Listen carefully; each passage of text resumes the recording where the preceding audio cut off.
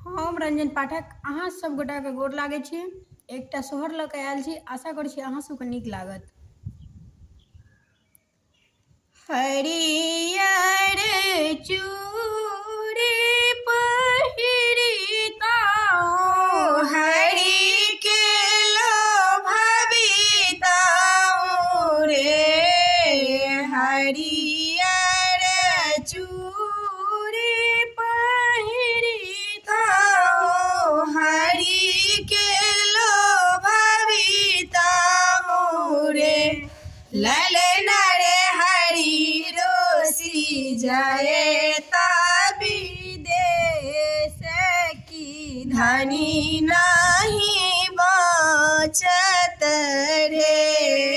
ललना रे हरि रोसी जाए विदेश की, धनी नहीं बचत रे।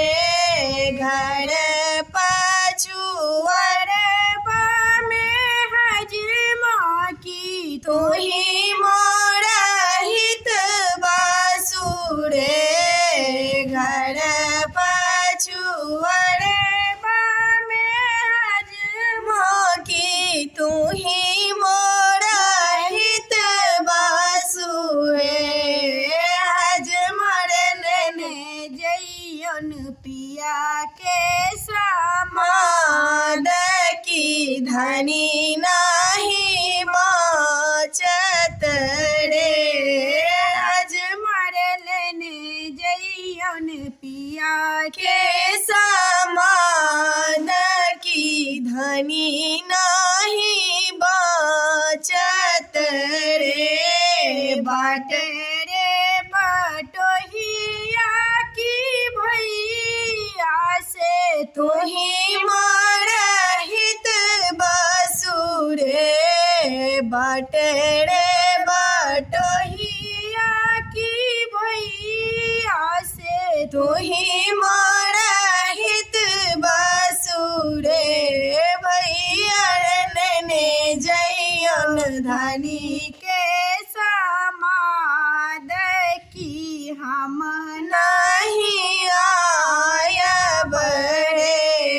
भैया लेने जइयन धनी के समाद की, हम नहीं आयब रे। कल माही चनना कटाती, पलंगा घोड़े बिहाती रे। कल माही चनना कट बिहाती, पलंगा घोड़ा बिहाती रे। ललना रे ताही चढ़ी होरी, लल खेल बिहाती, हमरो बिसरी हाथी रे। ललना रे ताही चढ़ी होरी, लल खेल बिहाती, हमर